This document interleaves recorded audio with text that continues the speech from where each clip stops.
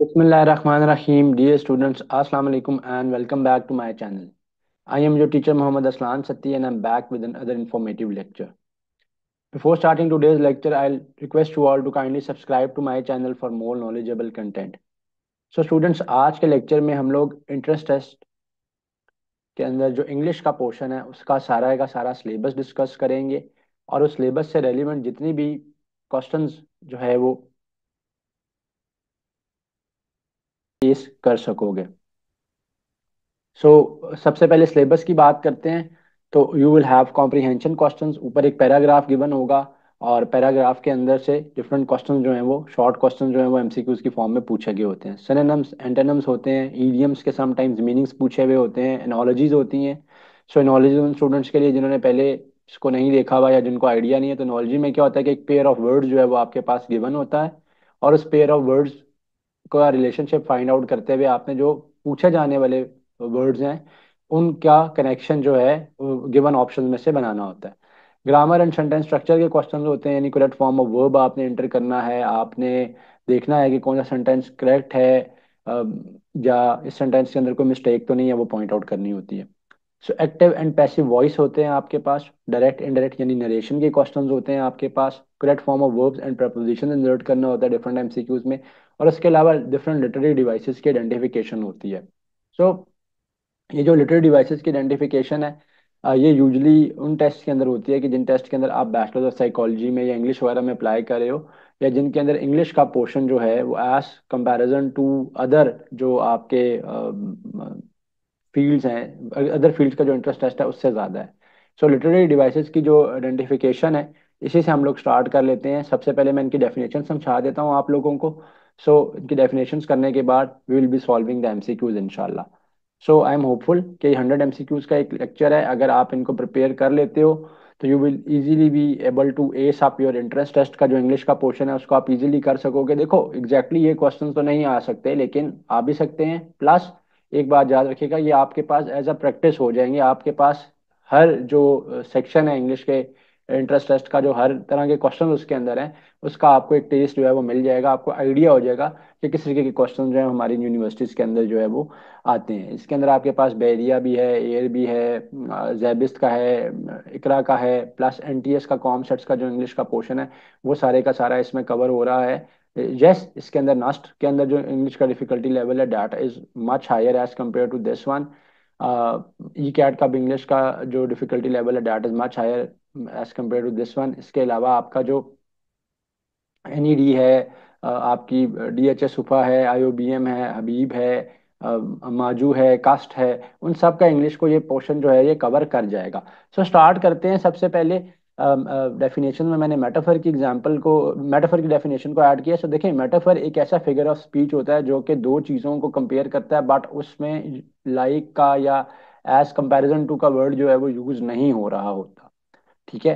Time is thief, it is a metaphor suggest that time steal moments from our life. इसमें as या like का word use नहीं हुआ हुआ, so this is why it is a metaphor. Metaphor ऐसा figure of speech होता है कि जो किसी एक चीज को किसी दूसरी चीज के साथ रिलेट कर रहा होता है, लेकिन उसमें लाइक का एज कंपैरिजन टू या वर्ड जो है वो यूज नहीं हो रहा होता। मैं अगर हम सिमिली की बात करते हैं तो सिमिली के अंदर क्या है कि सिमिली एक ऐसा हमारे पास फिगर ऑफ स्पीच है जिस जो उसमें दो चीज़ों को तो कंपेयर किया जा रहा होता है, बट उसके अंदर लाइक और एज का वर्ड जो है वो यूज हो रहा होता है। For example, he is as brave as a lion. अगर मैं ये कहता हूँ कि he is a lion, he is a lion, तो ये जो है मेरे पास मेटाफर है, राइट। फिर ये मेरे पास मेटाफर है। सिमिली के अंदर आपके पास कंपेयर करने के लिए लाइक का या एस का वर्ड यूज होता है, या इस तरीके के डिफरेंट जो कंजंक्शन जो हैं कंपैरिजन वाले वो यूज होते हैं।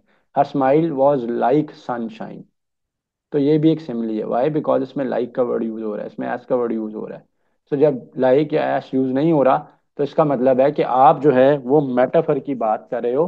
ठीक है, तो वहां पे जो फिगर ऑफ स्पीच है that is a metaphor. Next बात करते हैं पर्सोनिफिकेशन क्या चीज़ है। पर्सोनिफिकेशन जो है, giving human characteristics to non human objects और एब्स्ट्रैक्ट कॉन्टेक्ट कॉन्सेप्ट्स। आप क्या करते हो कि नॉन लिविंग थिंग्स को ह्यूमन कैरेक्टरिस्टिक्स देते हो। जिस तरह कोई ये कहता है कि the wind whispered through the trees, so the wind whispered through the trees So whispering is a human quality, is a living thing quality given to trees. Similarly, the stars danced in the sky. Dancing is a property जो कि living things के साथ associated है, humans के साथ associated है. So the star dance in the sky is on. Next definition in this is gerund. So gerund जो है ये और participle, इस दोनों को students जो है वो confuse कर देते हैं in the entrance test examination. आपने इस चीज को अवॉइड करना है. So gerund क्या चीज है? Gerund is a verb that functions as a noun and ends with ing. So swimming is a good exercise. So swim is a verb, ठीक है, but here it is functioning as a noun. Reading improves vocabulary. Again, it is a verb, but here it is functioning as a noun and it's ending with ing. So gerund की example क्या होगी आपके पास कि एक verb होगा जिसके साथ ing लगा हुआ है और sentence के अंदर it would be acting as a noun. So participle की बात कर लेते हैं. पार्टिसिपल क्या है? Is a form of a verb that functions as an adjective and usually ending in ING in the present case, और in the past case it ends usually ends with ED. So लाजमी नहीं है कि gerund के अंदर तो हमेशा ING था और पार्टिसिपल के अंदर भी हमेशा आईएनजी हो. तो पार्टिसिपल के अंदर आईएनजी भी हो सकता है और ईडी भी हो सकता है.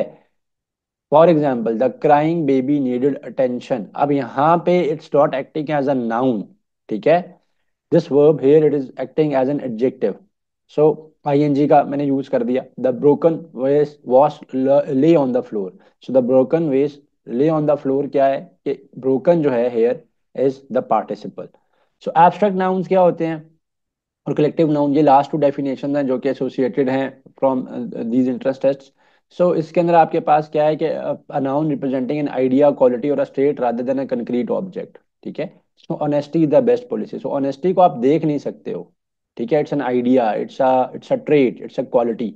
She was filled with happiness. Again happiness जो है it's a feeling, it's an idea, ठीक है. It's a state of happiness, anger, etcetera. इस तरीके की चीजें जो है ये एब्स्ट्रैक्ट नाउन कहलाते हैं. कलेक्टिव नाउन क्या होता है कि एक ऐसा नाउन है जो कि डोनेट करता है ग्रुप ऑफ इंडिविजुअल्स को या थिंग्स को as a single entity. For example मैं कहता हूँ flock of birds, a herd of cows, ठीक है, a herd of cows.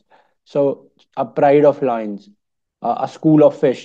So the team celebrated their victory. The team, so the team itself is a collective noun. So these were few definitions जिनको मैंने add कर दिया. बाकी चीजें यहाँ पे आसान है, इसमें एक्टिव है, पैसिव वॉइस है, सिनोनिम्स एंटोनिम्स हैं. अब हम उनको सॉल्व करते हैं एमसीक्यूज को. Bismillahirrahmanirrahim. So let's now start the MCQs related to all these definitions and all the syllabus जो कि मैंने डिस्कस किया है फॉर द एंट्रेंस टेस्ट. तो फर्स्ट क्वेश्चन में आपने एग्जामिनर आपसे पूछा है identify the metaphor in the following sentence. So इस सेंटेंस के अंदर जो मेटाफर है वो आपने आइडेंटिफाई करना है. सो मैंने आपको बताया कि मेटाफर्स के अंदर जो है लाइक का या एस का या कोई ऐसा कंजंक्शन यूज नहीं होता कि जो कि कंपैरिजन का कंजंक्शन है. So the classroom was a जू ड्यूरिंग रेसेस. सो क्लासरूम को कंपेयर तो कर रहे हैं लेकिन क्लासरूम को डायरेक्टली एक जू कहा जा रहा है. So this sentence is a metaphor क्योंकि इसके अंदर लाइक का वर्ड या कोई कंपैरेटिव जो प्रपोजिशन है वो यूज नहीं हो रहा. Which of these sentences contain the simile. So simile के अंदर लाइक का वर्ड यूज हो सकता है, ठीक है, या इस तरीके का सिमिलर जो है वो वर्डिंग जो है वो यूज हो सकती है. So her laughter was a melody, ठीक है, इसके अंदर लाइक नहीं है. He fought like a lion. So इस सेंटेंस के अंदर लाइक क्योंकि मेंशन्ड है, so this is a simile. So simile वगैरह के अंदर मैंने आपको बताया कि लाइक का वर्ड यूज हो सकता है, कोई और कंपैरिजन वर्ड जो है वो यूज हो सकता है. मेटाफर्स के अंदर नहीं होता. जस्ट लाइक जैसे कि आपके पास उर्दू लैंग्वेज के अंदर तशबीह या इस्तारा होता है. सो इस्तारा के अंदर एक चीज को दूसरी चीज करार आप दे देते हैं, एग्जैक्टली वही चीज कह देते हैं. So that is a metaphor. और सिमिली क्या होता है कि आप एक चीज को किसी दूसरी चीज के जैसा करार दे रहे होते हो. और that is a simile in English. So comprehension का पैराग्राफ है, मैंने इनको मिक्स ऑर्डर के अंदर जो है इस वजह से ऐड किया है क्योंकि पेपर के अंदर भी जब आप इंग्लिश का सेक्शन अटेम्प्ट करते हो जहाँ पे कंप्यूटर बेस्ड टेस्ट होते हैं तो वहाँ पे आपके पास क्वेश्चन भी रैंडमली जनरेट होते हैं. कोई एंटोनिम का आ जाएगा, फिर सिनोनिम का आ जाएगा, कोई और फिर in the proper form of verb वाला आ जाएगा. सो मैंने भी इनको मिक्स ऑर्डर के अंदर किया है. ऐसा नहीं किया कि मैंने पहले कॉम्प्रिहेंशन का पैराग्राफ ऐड कर दिया डिफरेंट तरीके से. लास्ट लेक्चर के अंदर ऑल्दो मैंने इस तरीके से चीज़ें की हैं. बाय द वे अगर वो लेक्चर इंग्लिश का नहीं देखा तो गो चेक इट आउट. उसके अलावा बाकी भी जो हमारी क्वान्टिटेटिव मैथमेटिक्स की, फिजिक्स की जो प्ले लिस्ट है आप उनको वॉच करो. इंशाल्लाह they will be very very beneficial for you. So there is a passage now of a comprehension. The early bird catches the worm, but those who are too eager often find themselves in situations they did not expect. Patience and perseverance are virtues that many overlook, yet these qualities can lead to lasting success. Observing life's natural pace often yields the best results. So, एक तो comprehension की tip ये है कि आप चाहो तो पहले आप जो है वो क्वेश्चंस पढ़ लो, फिर आप पैराग्राफ पढ़ो, फिर दोबारा जब आप क्वेश्चन पढ़ो तो आप उनके आंसर जो है वो ज़्यादा क्विकली दे सकते हो. सो एक टिप ये है, somebody wants to adopt this, तो वो इस आइडिया को भी अडॉप्ट कर सकता है फॉर द कॉम्प्रिहेंशन पैराग्राफ. सो इस पैराग्राफ को मैं एक्सप्लेन कर देता हूँ. इसमें हमें ये बताया जा रहा है कि जो लोग सुबह जल्दी उठते हैं या किसी भी चीज़ को अर्ली अटेम्प्ट करते हैं, ठीक है, या ज़्यादा ईगर होते हैं, वो ऐसे सिचुएशंस के अंदर अपने आप को स्टक पाते हैं कि जो वो एक्सपेक्ट नहीं कर रहे होते. कामयाबी जो है, सक्सेस जो है, वो पेशेंस एंड परसेवरेंस से आती है. वो ऐसी वर्चूज हैं, वर्चूज मीन क्वालिटीज़ हैं, जिसको बहुत से लोग ओवरलुक कर देते हैं, इग्नोर कर देते हैं. और यही अगर लास्टिंग सक्सेस आपको चाहिए तो आपको यही जो क्वालिटीज़ हैं वो आपके अंदर, वर्चूज हैं वो होने चाहिए. लाइफ की जो नेचुरल पेस है, अगर आप इसको अडॉप्ट करोगे तो आपके पास बेस्ट रिजल्ट जो हैं वो यील्ड होते हैं. What is the main theme of the passage? Ambition है, पेशेंस एंड परसेवरेंस है, बेनिफिट्स ऑफ अर्ली एक्शन है, या हार्ड वर्क है. सो पेशेंस एंड परसेवरेंस को उसने कहा है कि is the key to success, ठीक है, for real success. So therefore the right answer is option B. Next question, according to the passage, what can yield the best results? So observing natural pace, last line के अंदर ये mention था, मैंने underline भी किया, that results that yield the best results. So pace क्या होती है? Speed. So course of action जो नेचर लेके जा रहा है, अगर आप अपने आप को इसी के मुताबिक अडेप्ट कर लेते हो, अपनी हैबिट्स को, अपनी चीज़ों को, तो there are more chances of success. So analogies हैं. जिन लोगों ने पहले एनोलॉजीज का, जिनको आइडिया नहीं है, उनके लिए मैं बता दूं कि एनोलॉजीज होता क्या है कि you have a pair of words given, ठीक है, और फिर जो पेयर ऑफ वर्ड्स गिवन होते हैं, आपने उनका रिलेशनशिप देखना होता है, उनका मीनिंग को समझना होता है, आपने कंसीव करना होता है कि यहाँ पे आपसे क्या पूछा जा रहा है या आपको क्या कहा जा रहा है, ठीक है. और फिर जो गिवन, जिसके बारे में पूछा जा रहा होता है, उसी को आपने इन गिवन की बेसिस के ऊपर जो है आपने फाइंड आउट करना होता है. सो फर्स्ट एनोलॉजी के अंदर हमें गिवन है कोको cacophony is to sound as chaos is to. Cacophony आप कहते हैं कि जो कि एक ऐसा साउंड होता है जो कि आप ये कह सकते हो कि जो कि नॉइजी होता है मे बी, ठीक है, या अनप्लेजेंट होता है. ज़्यादा बेहतर वर्ड होगा कि अनप्लेजेंट होता है. ऐसा नॉइज, ऐसा साउंड के जिसके अंदर कोई कनेक्शन नहीं होता, कोई कनेक्टिविटी नहीं होती. So sound is to chaos. तो sound is to chaos.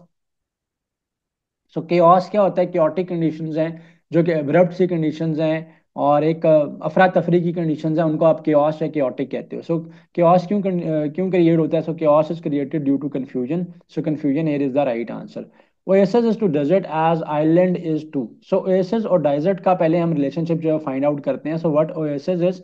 So oasis क्या होता है कि जिसको आप उर्दू में नखलिस्तान कहते हो. सो डेजर्ट के अंदर if there is a place जहाँ पे वाटर भी है, एंड देर आर उसके इर्द गिर्द जो है there are trees in it surrounding, और वहाँ पे कुछ जो है वो सेटलमेंट्स भी हैं. So that place is known as oasis, and oasis is specifically related to desert. अगर डेजर्ट के अंदर कुछ ऐसा ऐसा एरिया होगा, सो वो जो है आपके पास ओएसिस जो है वो कहलाता है. And island is to. So अब ओएसिस डेजर्ट के अंदर है, सो आइलैंड कहाँ पे है? So island is to sea, ठीक है. सो आइलैंड जो है it is found in the sea. Sea के अंदर जो है वो आइलैंड होते हैं. जस्ट लाइक डेजर्ट एक कंप्लीट डेजर्ट है, एक बहुत बड़ा डेजर्ट, और बीच में उसके ओएसिस है.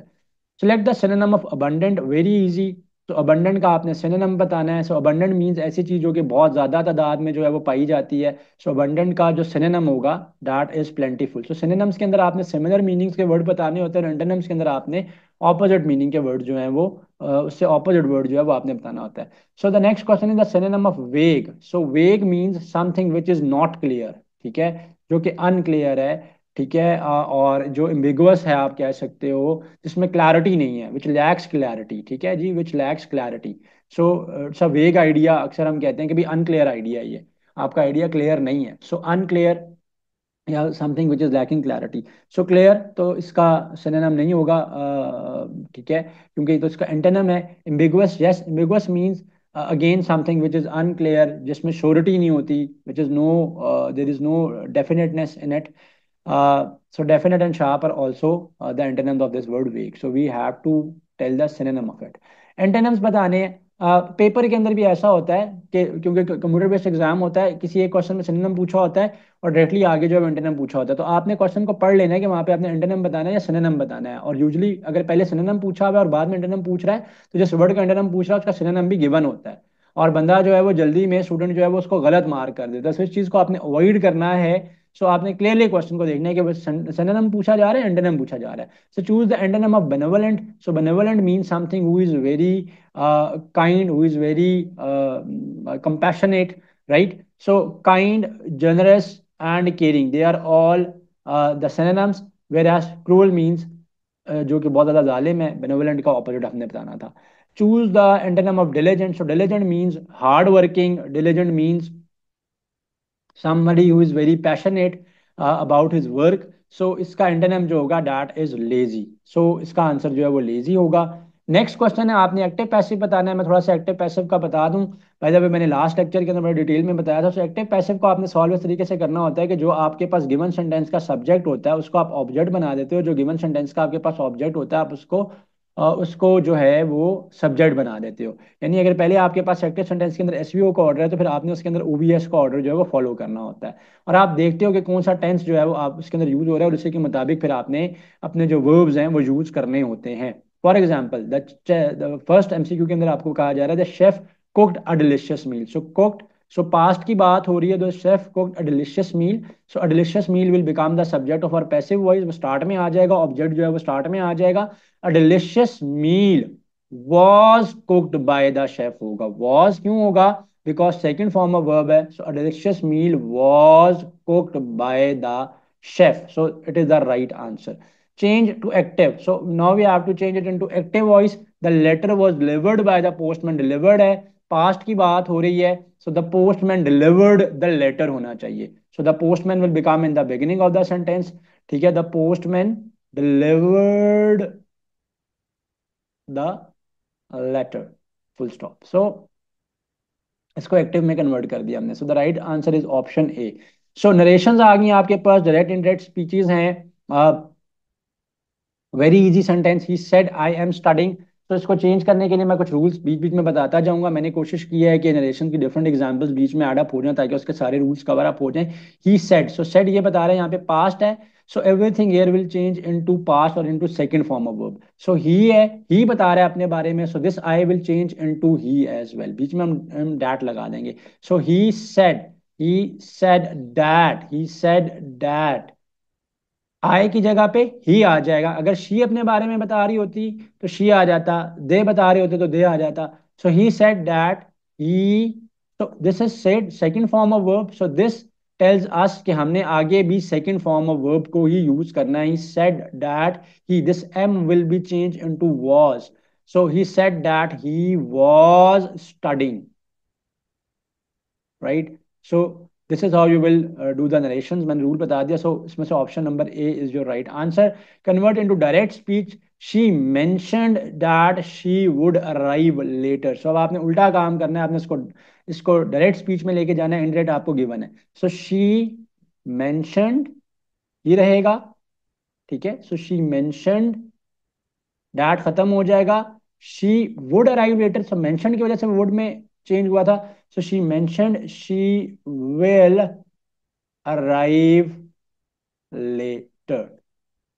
तो वापस मैंने इसको डायरेक्ट स्पीच के अंदर चेंज कर दिया. She mentioned she will arrive later. So the right, बल्कि शी को भी जो है आपने आई के अंदर जो है वो यहाँ पे चेंज करना चाहिए था. She mentioned I will arrive later. So she है ना. सो मैंने आपको ऊपर बताया कि वो अगर ही होता तो ही में चेंज होता. So she mentioned I will arrive later. उसने बताया अपने बारे में कि I will arrive later. So I will arrive later she mentioned. So option A is the right choice. So idioms, idiom just like जैसे उर्दू में आपके पास मुहावरे होते हैं, इंग्लिश में you have idioms. So some time there are idiom जिनके meaning जो है आपसे पूछे होते हैं. What does hit the nail on the head mean? So hit the nail on the head का मतलब ये होता है कि किसी चीज को बड़ा प्रिसाइजली करना या किसी काम को या किसी होने वाली बात को बड़ा एक्यूरेटली, बड़ा प्रिसाइजली वर्ड टू वर्ड जो है वो नरेट करना. So to state something precisely, option B the right. A piece of cake mean something which is very easy. So it's a easy task. So option C is the right choice here. So you have to insert the correct form of verb in the next one. My brother and I dash to the gym every morning. My brother and I go to the gym every morning. ये go ही रहेगा. So next question. Again you have to insert the correct form of verb in it. She dash prepared dinner when I arrived. She was preparing dinner when I arrived. So prepositions insert करने हैं आपने. The cat had dashed the table on, between, under, above. So the cat hid under the table. They will meet us on Monday. This one was very, very easy. So they will meet us on Monday. She had been working here dash last year. For आएगा, since आएगा. So she has been working here since last year. This one was very easy. He's been my friend dash 10 years, for 10 years. So this one was easy as well. Knowledge is power. So by the way, ये बेरिया के जो fall 2024 का test था उसके अंदर ये आया हुआ था, knowledge is power. So moving on to the next one, gerund. Gerund मैं बता चुका हूँ कि वर्ब होता है which acts as a noun और उसके के एंड पे आईएनजी आ रहा होता है. सो यहाँ पे gerund is very easy. Running is his favourite hobby. So running ING identify कर देगा कि running is gerund. Next question, choose a sentence that contains a participle. The broken glass was on the floor. He enjoys reading. So enjoys reading. This verb is acting as a noun. So participle के अंदर that verb is used as an adjective और ing हो भी सकता है नहीं भी हो सकता. So the broken glass was on the floor is a much better sentence. हम बाकी options को भी देखते हैं. Happiness is contagious, right? A group of people arrived. So the right choice here is a broken glass was on the floor. So the next question is identify the abstract nouns in the sentence. I have told you abstract nouns जो होते हैं वो किसी virtue को बता रहे होते हैं, किसी क्वालिटी को बता रहे होते हैं, मटेरियलिस्टिक चीज नहीं होती है उसके अंदर. Her kindness was appreciated by everyone. So kindness ऐसी चीज है कि जिसको आप फिजिकली नहीं देख सकते हो, ठीक है, वो एक फीलिंग है, इमोशन है. So it's an abstract noun. So which of the following is a collective noun? Flock. So flock he is a collective noun है यहाँ पे. So option A is the right choice. So मुझे जाना ही नहीं पड़ा बाकी options पे. Again we have a paragraph of comprehension. The universe is vast and mysterious. Scientists have made significant progress in understanding space, yet much remains unknown. Observatories on Earth and telescopes in space provide glimpses of distant galaxies, stars, and planets, each a tiny part of grand cosmos.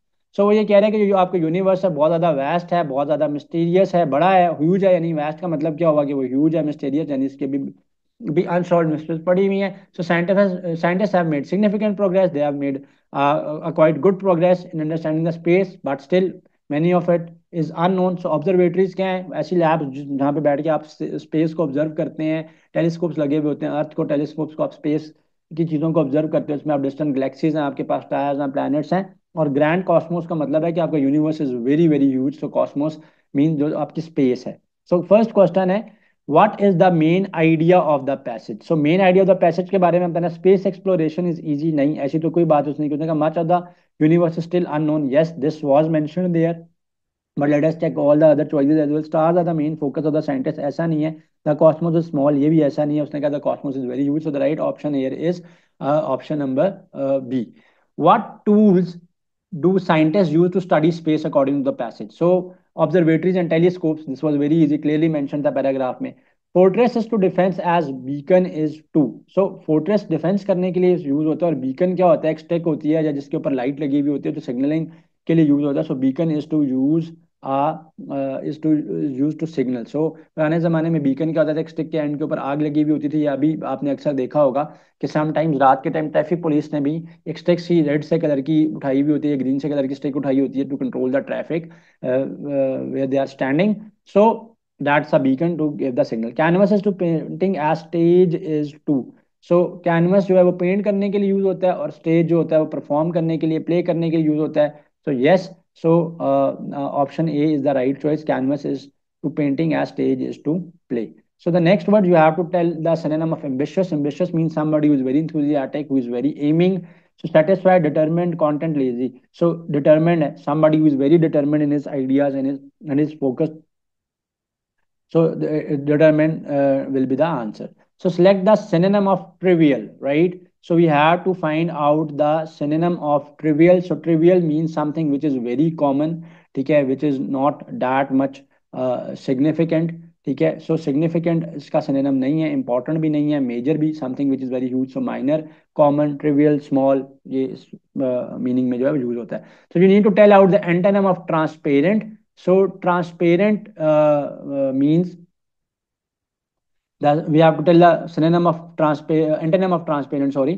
So transparent means that ऐसी चीज में से light pass हो जाती है, सो वो clear होती है, ग्लास से भी हो जाती है, ब्राइट भी है, ठीक है। So the right choice here is opaque. Opaque ऐसी चीजें होती हैं जो सॉलिड होती हैं, जिनके अंदर से लाइट जो है वो पास नहीं हो सकती। So choose the antonym of optimistic. Optimistic means somebody who is very positive in his ideas. So optimistic means positive. So we need to find out the antonym of it. So pessimistic, somebody who is not that much optimistic. So pessimistic is the right choice here. So next one, we have to change to passive. They completed the project on time. The project was completed by them on was completed on time by them होगा, क्योंकि they जो है it will go at last. So the right choice here is option A. Yes, the project was completed on them by time. So change into active. The game was played by the team. The team played the game. That played the game. Very easy. The team played the game. So option B is the right choice here. Next one, we have to change into, we have to convert into indirect speech. She said I will help you tomorrow. So she said that आ जाएगा यहाँ पे, that she would, will है, so said की वजह से this will change into would. So she said that she would help you, me में आ जाएगा help me, and tomorrow changes into next day, the next day. So she said that she would help me the next day. So where is the right choice? She said that she would help me the next day. So option B is the right choice. So the next one we have to convert into the direct speech. He explained that he had finished the work. He explained that he had finished the work. We have to change into the direct speech. He explained that खत्म हो जाएगा, I आ जाएगा ही की जगह पे, ठीक है। Have आ जाएगा फिनिश द वर्क। सो इसने I have finish the work को पहले मेंशन किया हुआ, he explained. So next question, what does burning the midnight oil means? यानी रातों को जाके बहुत ज्यादा मेहनत करना, कोशिश करना, स्ट्रगल करना, इस बात का ये मतलब होता है। So staying up late for working और स्टडिंग। सो पॉजिटिव मीनिंग में यूज होता है कि burning the mid oil night, यानी पहले जमाने में जैसे वो लैंप्स होते थे और लोग उसके अंदर पढ़ते थे बैठ के, रात को काम करते थे। सो मिड नाइट ऑयल का मतलब है कि वो ऑयल से वो लैंप्स चलते थे, तो वहां से ये इडियम जो है वो जनरेट हुआ है। What does let the cat out of the bag means? का मतलब है कि टू रिवील द सीक्रेट, ठीक है। आप बता दो यार, अब तो मुझे वो बात बता दो, जैसे आप उर्दू में कहते हो। So to reveal a secret is the right one here. The boys dash play soccer every Sunday. The boys play soccer every Sunday, this one was easy, play ही आएगा। I dash finish my work before dinner. I finished my homework before dinner होना चाहिए। She is proud of her achievements आ जाएगा यहाँ पे, very easy. They left the house at dawn, वो सुबह सवेरे घर से निकल गए। I have known her since childhood आएगा, very easy. We have lived here for 5 years होना चाहिए। अच्छा देखें, जब भी आपके पास सिंस आपने कब यूज करना है, अगर वो ये कहता है ना we have been living here since 2008, तो फिर सिंस आता। सो अब यहाँ पे वो ईयर्स बता रहा है, so we have been living, we have lived here for 5 years, तो फॉर आएगा। सो 5 years है, अगर यहाँ पे डेट होती तो फिर वहां पे सिंस आना था। Next question, the house was dashed by the storm, destroyed, destroyed, destroying, very easy, the house was destroyed by the storm. Choose the correct preposition. She is good at playing chess. The school dash close for holidays next month. The school will close for holidays next month will be the right option here. मान रखिए। Next question is question number 51. To the synonym of vital. So vital is vital का जो meaning होता है that is very important, ठीक है, something which is important. So हमने synonym बताना है। Unimportant इसका antonym है essential. Yes, essential also means necessary, important, vital, इन तीनों का सेम मीनिंग है। माइनर, माइनर का मतलब है इतनी कोई मेजर चीज नहीं है, इतनी इंपॉर्टेंस नहीं थी। फ्रेजाइल यानी बड़ा एक नाजुक सी चीज है, बड़ा एक वेग सा आइडिया है, उसको हम नहीं करते। सो वाइटल मींस असेंशियल, राइट। सो सिनोनिम यहाँ पे इसका असेंशियल बनेगा। एलाबोरेट, एलाबोरेट का मतलब होता है कि चीज को एक्सप्लेन करना। सो हमने यहाँ पे उसका एंटोनिम बताना। So detailed, simple, complicated, precise. So simple, तो एलाबोरेट क्या है? सिंपल है, वेरी सिंपल है, there are not not many details in it, ठीक है। प्रिसीजन, इसका आंसर क्यों नहीं बनता? ऑल्दो प्रिसाइज का मतलब भी स्मॉल ही होता है, बट प्रिसीजन समटाइम्स आप क्या करते हो, प्रिसाइज के अंदर भी आपने बड़ी प्रिसीजन ऐड की होती है, बड़ी माइन्यूट डिटेल्स को कवर किया हुआ होता है। ऑल्दो चीज़ों को समटाइम्स शॉर्ट शॉर्ट करते हैं, लेकिन इंपॉर्टेंट इन्फॉर्मेशन को मिस नहीं करते। सो सिंपल तो बिल्कुल ही सादी चीज। Hit the sack, hit the sack का मतलब होता है सो जाना, going to the bed. So start hard working, go to the bed, so go to the bed is the answer. So idioms मैंने कुछ बीच में ऐड किए हैं। Spill the beans, spill the beans इस्तेमाल होता है कि यार अगर तुम्हारे पास कोई बात है, कोई इन्फॉर्मेशन है, तो यार मुझे भी बता दो। So reveal the secret, so here the right choice is option B, so reveal a secret. Moving on to the next one, eagle is to bird as whale is to. So according to the paper pattern मैंने चीजें add की हुई हैं कि mix है, बीच में एकदम से एनोलॉजी आ गया। Eagle is to bird, so eagle is a type of a bird, whale is to ocean, mammal, fish या सी। सो ओशन और सी के अंदर वो रहती है, आप कह सकते हो वेल, बट यहाँ पे ये रिलेशनशिप नहीं है। ईगल को बताया जा रहा है ईगल के बारे में कि ईगल जो है it belongs to the family of birds. So whale fish की फैमिली से बिलोंग नहीं करती है, वो मैमल होती है, ठीक है, क्योंकि वो वर्टिब्रेट है। Largest mammal on the planet earth is blue whale, ठीक है। सो ये आपका मैमल है, मैमल की फैमिली से बिलोंग करती है, क्योंकि it gives birth to offspring some mammal and it has a vertebrate. Glove is to hand as sock is to, so glove आप हैंड के ऊपर पहनते हो, सॉक जो है वो आप अपने फुट के ऊपर पहनते हो। मेटाफर आपने बताना है, सो मेटाफर ऑलरेडी एक्सप्लेन कर दिया मैंने लेक्चर में कि मेटाफर के अंदर जो है वो कंजंक्शन, कंपैरिजन की कंजंक्शन यूज नहीं होती है। अगर एज का वर्ड यूज हो रहा है, लाइक का वर्ड यूज हो रहा है, या ऐसे कंपैरेटिव कंजंक्शन यूज हो रहे हैं कनेक्ट करने के लिए, तो वो सिमली है, ठीक है। सो वो सिमली है। मेटाफर के अंदर एक चीज को दूसरी चीज कह देते हैं, उसके लिए कंपैरिजन के लिए कंपैरेटिव कंजंक्शन को यूज नहीं किया जाता। He is a night owl often staying up until dawn, so it's a metaphor, क्योंकि उसको कह दिया है कि वो एक नाइट आउल है, ठीक है। और यहाँ पे मेटाफर क्या है, किस चीज से उसको आप कंपेयर कर रहे हो, फंक्शनैलिटी की बेसिस के ऊपर। सो नाइट आउल जो है वो आपके पास यहाँ पे मेटाफर है। Identify the simile, her smile was as bright as the sun, so as का वर्ड यूज हो रहा है या लाइक का वर्ड यूज हो रहा हो या ऐसा कोई और कंपैरेटिव कंजंक्शन यूज हो रहा हो तो वो सिमली होती है। So her smile was as bright as the sun कहा जा रहा है, so as the sun is the right answer here, क्योंकि उसकी स्माइल को कंपेयर किया जा रहा है किसके साथ, सन के साथ। कॉम्प्रिहेंशन का पैराग्राफ है, let me read out for you guys. Reading is one of the most enriching activities. Not only does it provide knowledge, but it also enhances empathy and understanding. Whether reading fiction or non-fiction, people often find new perspectives and ideas through books. So enrich करने का मतलब होता है कि something जो कि आपके लिए बहुत ज़्यादा इन्फॉर्मेटिव है, आपके नॉलेज को इंक्रीज करती है।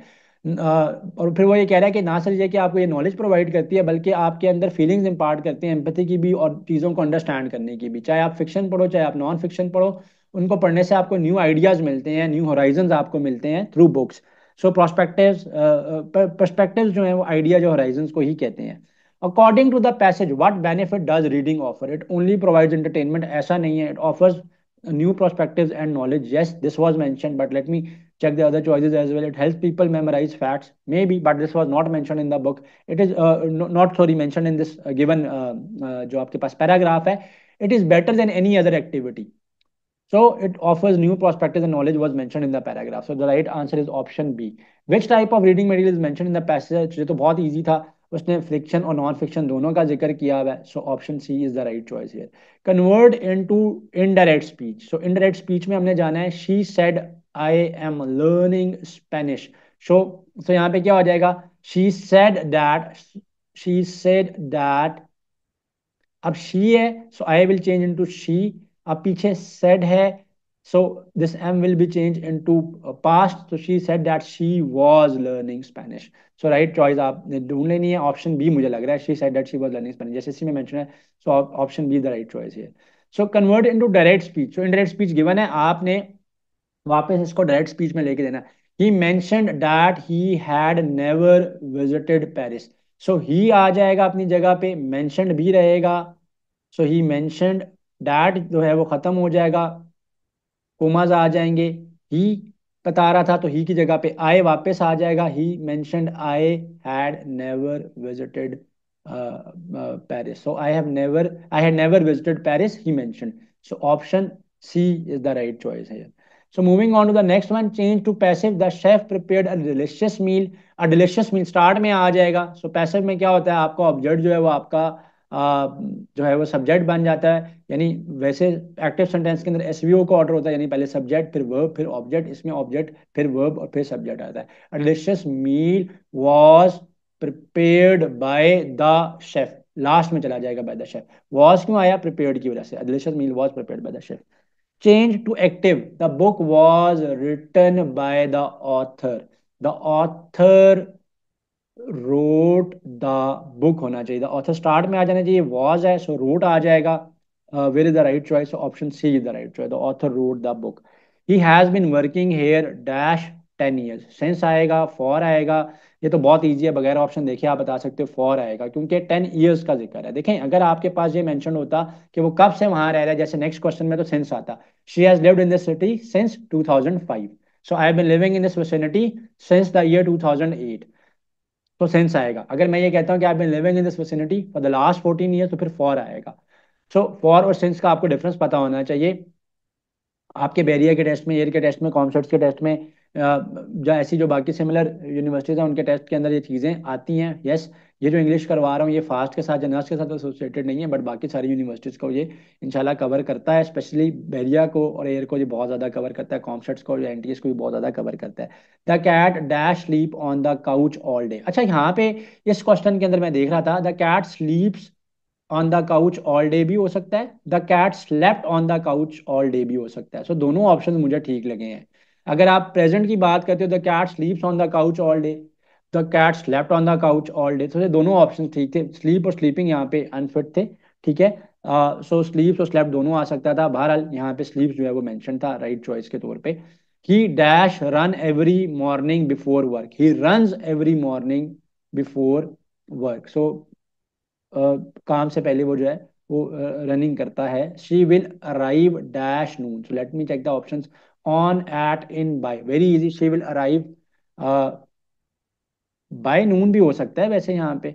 सो या she will arrive at noon भी हो सकता है, दोनों हो सकते हैं। So she will arrive at noon यहाँ पे मेंशन है। The book is dash the shelf, the book is on the shelf. सो जब कोई एक चीज किसी जगह के ऊपर प्लेस होती है तो हम ऑन का वर्ड यूज करते हैं, यूजली हम वहाँ पे एट लगा रहे होते हैं, एट नहीं आता वहाँ पे, ऑन आएगा। ये फॉल 2024 के अंदर बैरिया के टेस्ट के अंदर आया हुआ था, इतना ईजी है ये। Knowledge is dash power, knowledge is of power भी है या नॉलेज इज पावर भी है, दोनों इडियम जो हैं या दोनों ये जो सेंटेंसेस ये यूज होते हैं। The weather today is dash than it was yesterday, warm, warmest, warm, warmth.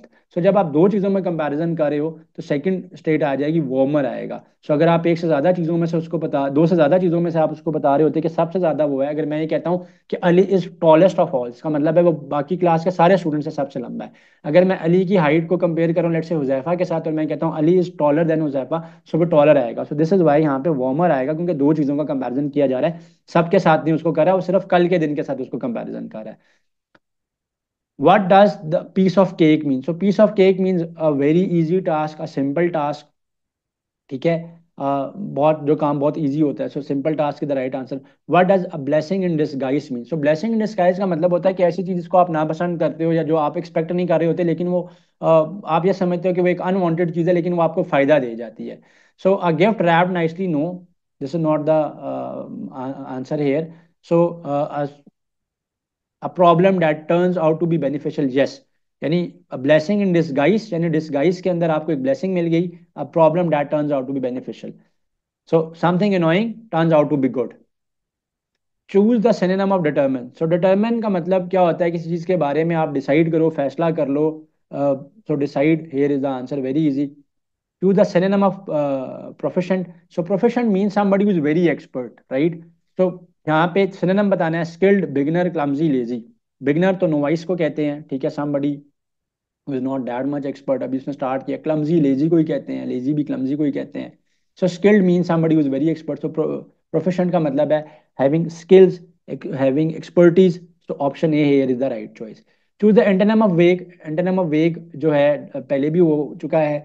सो वेग का मतलब क्या होता है कि आप किसी चीज के बारे में, मीनिंग मैं बता रहा हूँ वेग का, कि जो चीज अनक्लियर होती है। सो यहाँ पे हमने एंटोनिम बताना है, so clear is the antonym. Antonym of fragile बताना है। Fragile is something which is very delicate, which is very prone to getting damage, ठीक है। अक्सर कोई ऐसी चीजें जिसके अंदर ऐसा मटेरियल पड़ा होता है कि जो कि इजीली टूट सकता है, तो उसके बॉक्स के ऊपर मेंशन होता है फ्रेजाइल।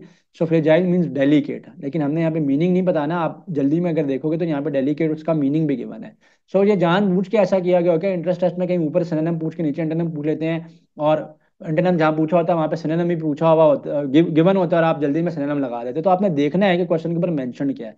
सो फ्रेजाइल्स मीन डेलिकेट, सो इसका ऑपोजिट स्ट्रांग होगा, ठीक है। So broken soft, so prone to getting damage, easily broken जो है वो फ्रेजाइल होता है। Sun is to day as moon is to night, this was very easy analogy. Pen is to writer as brush is to carpenter, artist, baker, actor. So artist brush use करता है। सो कुछ एनोलॉजीज बड़ी easy थी, start वाली analogy जो मैंने थोड़ी सी अपनी तरफ से मेडियोकर या उससे डिफिकल्टी लेवल की हैं, जिसके इंटरेस्ट के लिए हम लोग आज फोकस कर रहे हैं। Identify the correct sentence. She don't like cold weather, no it's not correct. She doesn't likes cold weather, अब जब ई एस यहाँ पे आ रहा है तो यहाँ पे एस नहीं आएगा। So she doesn't like cold weather, so this is the correct choice, so option C is the correct choice here. Choose the correct form. The cake dash bake in the oven, the cake is baking in the oven, so this was very easy. तो मैंने इसलिए इसको explain नहीं किया। Which sentence contains metaphor, मैंने metaphor में बताया कि लाइक का वर्ड यूज नहीं होगा। So the stars were like diamonds in the sky, so like आ रहा है, ये सिमली है, मेटाफर नहीं है। The city is a concrete jungle, yes, इसमें कोई लाइक या कंपैरेटिव कंजंक्शन यूज नहीं हुआ। The city is a concrete jungle आएगा यहाँ पे, ठीक है। सो ब्यूटीफुली तो एक क्वालिटी है, ठीक है, आप उसको कंपेयर नहीं कर रहे किसी ऐसी चीज के साथ फंक्शनैलिटी की वजह से। आइडेंटिफाई द पर्सोनिफिकेशन, पर्सोनिफिकेशन क्या होता है, किसी नॉन लिविंग थिंग को जो है वो लिविंग क्वालिटी दी जा रही होती है। The wind whispered through the trees, so whispering जो है ट्रीज के बारे में कहा जा रहा है, तो विस्पर्ड का जो वर्ड है वो यहाँ पे यूज हुआ है as personification. Choose the synonym of obstacle, obstacle mean something जो कि हिंड्रेंस होती है, जो कि आपके किसी काम में रुकावट होती है। सो प्रॉब्लम कह दोगे आप इसको। So problem is the right option है। Moving on to question number 86, with the antonym of genuine, genuine means something which is very real, ठीक है, जो ओरिजिनल है। सो हमने इसका एंटोनिम बताना है, so the antonym of it is fake. Artist is to painting as chef is to, so artist paint करते हैं, शेफ क्या करते हैं, रेसिपीज बनाते हैं बट जो है वो बनाते हैं क्या चीज़ें, फूड की रेसिपीज बनाते हैं। सो क्लोज चॉइसेस हैं कि रेसिपी, फूड, रेस्टोरेंट, मेन्यू, उसके साथ शेफ रिलेटेड है। बट अगर आप रिलेशनशिप देखो, आर्टिस्ट जो काम कर रहा है वो पेंटिंग है, तो शेफ जो चीज बना रहा है वो फूड प्रिपरेशन है। सो फूड यहाँ पे आएगा। Very easy, eye is to sight as ear is to hearing, इसको तो करने की डिटेल में जाने की जरूरत नहीं है। Once in a blue moon का मतलब है कि ऐसा इवेंट जो कि बहुत ज्यादा रेयरली होता है, जो यूजुअल नहीं होता, अनयूजुअल है, बड़ा रेयरली कोई चीज करो। So happening very frequently, no.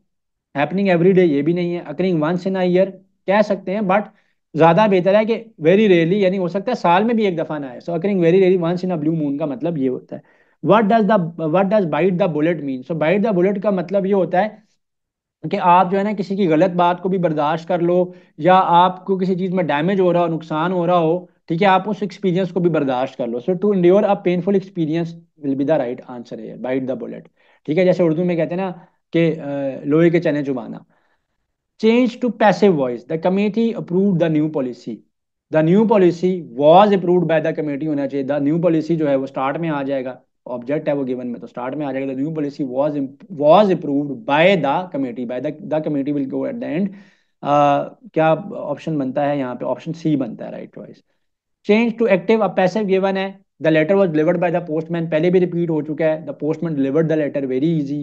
Convert into indirect speech, he said I will finish the work tomorrow, he said that आ जाएगा। ही बता रहा है अपने बारे में, सो आई चेंज हो जाएगा, he would finish, he would आएगा, finish the work, the work tomorrow will change into the next day, he would finish the work the next day. कुछ चीज मिस तो नहीं मैं कर गया ना लिखने से। सो बहरहाल इसको देख लीजिएगा, वेरी इजी है। इसके अलावा मैंने लास्ट लेक्चर के अंदर अपलोड किया हुआ है, बताया हुआ है मैंने, इफ को, इफ जब जहाँ पे आएगा, डिड जहाँ पे आएगा, या विच हुम आएगा, वहाँ पे कैसे चेंज करना है, तो वो भी इंडायरेक्ट की नरेशंस को लाजमी आपने प्रिपेयर करना है, वो पेपर ओरिएंटेड क्वेश्चन है। Convert to direct speech, he mention that she had completed the project, very easy. इसको आप लोग खुद कर लीजिएगा। He dash decide to study harder for the next exam, he decided to study harder for the next exam होना चाहिए।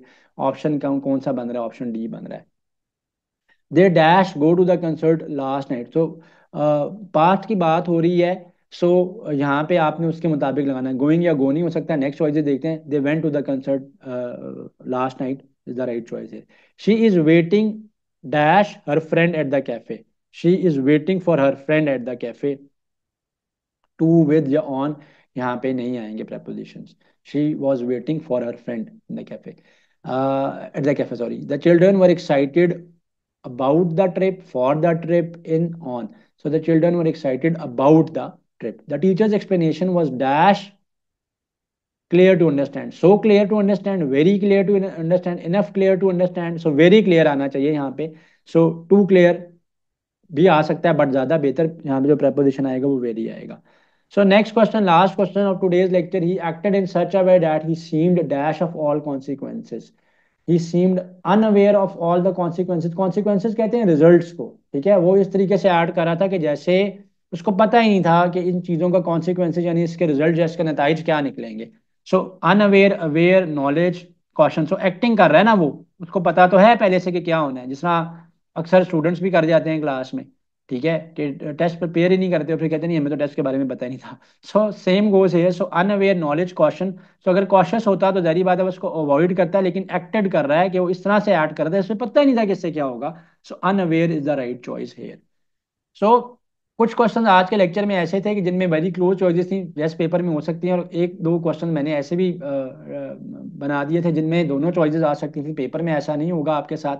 सो this was all the type of question जो कि आपके बैरिया के इंग्लिश के पोर्शन के अंदर आ सकते हैं. आप जिस मर्जी फील्ड में अप्लाई कर रहे हो, चाहे आप CSIT में कर रहे हो, इंजीनियरिंग में कर रहे हो, बिजनेस स्टडीज़ में अप्लाई कर रहे हो, अकाउंटिंग फाइनेंस में कर रहे हो, लॉ में कर रहे हो, या सोशल साइंसेज हैं जिसमें आपके पास IR है, इंग्लिश वगैरह, साइकोलॉजी वगैरह है, इनमें अगर आप अप्लाई करें तो इंग्लिश का सारा पोर्शन जो है वो कवर किया है.